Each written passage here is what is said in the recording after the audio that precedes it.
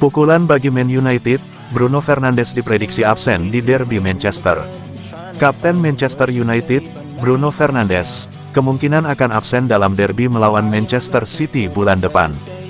The Sun melaporkan, Fernandes diperkirakan akan absen sepanjang pertandingan Natal United.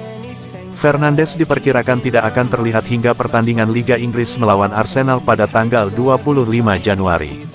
Sebelum itu, Fernandes diperkirakan akan absen melawan Newcastle dan Wolves, pertandingan tahun baru melawan Leeds dan Burnley, pertandingan putaran ketiga Piala FA melawan Brighton, dan derby Manchester pada tanggal 17 Januari di Old Trafford. Sampai saat ini, belum diketahui secara pasti berapa lama Bruno Fernandes harus menepi. Padahal, pemain berusia 31 tahun tersebut terbilang jarang absen, sejak menjalani debut bersama Man United pada tanggal 1 Februari tahun 2020. Saking jarangnya, catatan statistik Fernandes nyaris tak masuk akal. Duel melawan Newcastle United pada Boxing Day akan menjadi kali keempat dia tak bermain karena cedera atau sakit.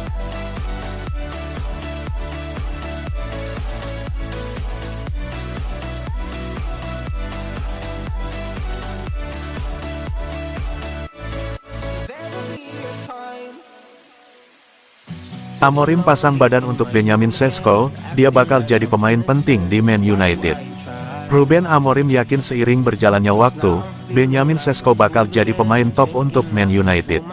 Semenjak bergabung dari RB Leipzig di musim panas kemarin, Sesko memang jadi sorotan. Ada ekspektasi besar pada sang striker karena Man United membayar harga yang sangat mahal untuk merekrutnya. Namun sejauh ini jumlah gol sang striker di Man United masih jauh dari kata memuaskan. Alhasil belakangan ini mulai banyak kritikan yang mengarah kepada sang striker.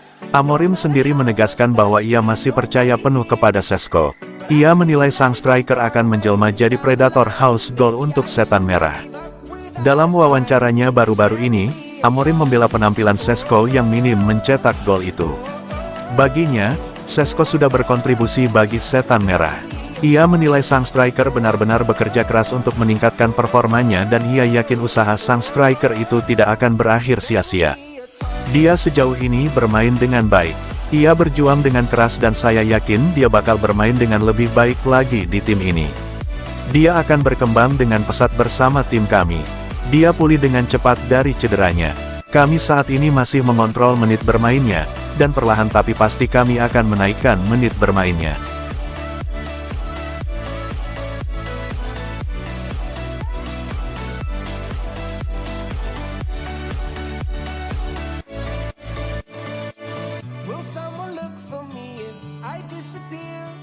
Rashford mau bawa Barcelona juara, lalu Marcus Rashford berambisi jadi pemain tetap Barcelona.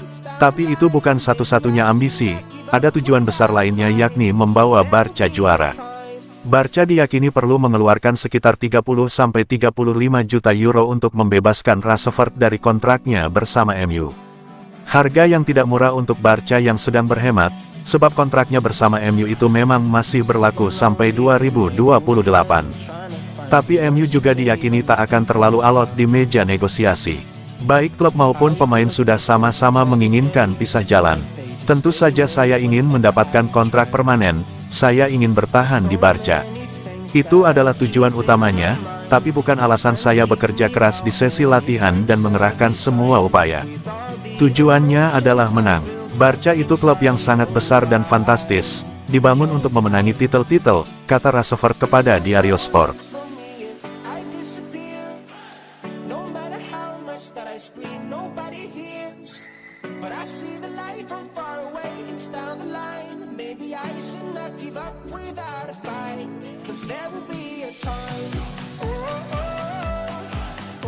Ruben Amorim tegaskan peran vital Bruno Fernandes di Man United. Manchester United kembali diuji pada momen krusial musim ini, laga Premier League lawan Newcastle Sabtu mendatang. Cedera Bruno Fernandes datang di saat setan merah sangat membutuhkan jasanya untuk menang. Kapten tim asal Portugal itu mengalami masalah hamstring saat Man United kalah 1-2 dari Aston Villa. Dampaknya langsung terasa, bukan hanya secara teknis, tetapi juga secara mental tim. Pelatih Man United, Ruben Amorim, tak menutup fakta tersebut. Ia secara terbuka mengakui betapa sentralnya peran Fernandes dalam struktur permainan tim. Absennya Bruno berpotensi berlangsung hingga 1 bulan. Dia akan melewatkan lebih banyak pertandingan. Situasi ini membuat Man United harus bertahan tanpa pemain yang selama ini menjadi pusat kendali permainan mereka. Ruben Amorim tak mencoba menutupi kenyataan. Menurutnya, menggantikan Bruno Fernandes adalah misi yang nyaris mustahil bagi siapapun di dalam skuad. Tidak mungkin menggantikan Bruno. Saya mengatakan itu pagi ini kepada tim. Kita perlu mengambil hal yang baik, jika ada hal baik di dalamnya, banyak orang perlu meningkatkan performa. Bukan hanya soal menciptakan peluang. Di setiap situasi bola mati, dialah yang mengatur tim. Dia memahami setiap posisi di lapangan, dia memperhatikan setiap detail. Saat ada pergantian pemain, dia selalu menjadi orang yang memberitahu pemain lain di mana mereka seharusnya berada.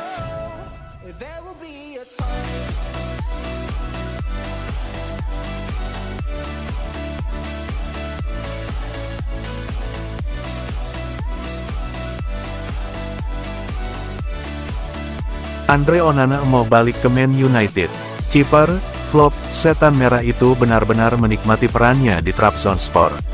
Andre Onana dikabarkan enggan kembali ke Manchester United setelah menemukan kenyamanan dan kebahagiaan baru bersama Trabzonspor. Setelah sempat menjadi pilihan utama yang tak tergantikan di Old Trafford, situasi Onana berubah drastis sejak awal musim. Ia tak lagi masuk rencana klub, sempat tergeser oleh Altay Bayindir yang tampil inkonsisten, hingga Manchester United akhirnya merekrut Senne Lammens. Bagi kiper yang pada 2023 dianggap sebagai salah satu yang terbaik di dunia, kondisi tersebut menjadi sinyal jelas bahwa pembaruan adalah sebuah keharusan. Onana pun tak butuh waktu lama untuk beradaptasi di Turki. Dalam video klip berjudul A Day in the Life of Andre Onana, kiper berusia 28 tahun itu tampil jauh lebih santai dan terbuka dibandingkan saat masih bermain di Inggris. Ia mengungkapkan kebahagiaannya secara langsung. "Saya sangat bahagia, percayalah. Saya sedang menjalani masa terbaik dalam hidup saya. Saya tidak bisa mengeluh, saya sangat senang berada di sini." Onana juga menceritakan pengalamannya berinteraksi dengan para penggemar Trabzonspor.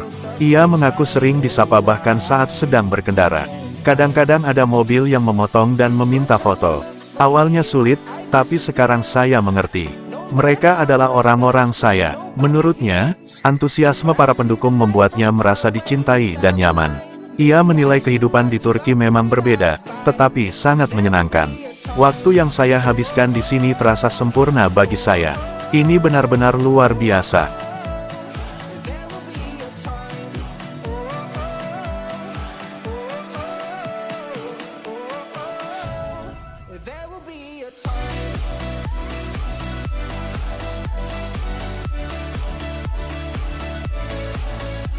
Brutal, Napoli juara Piala Super Italia, Rasmus Højlund sindir keras Manchester United.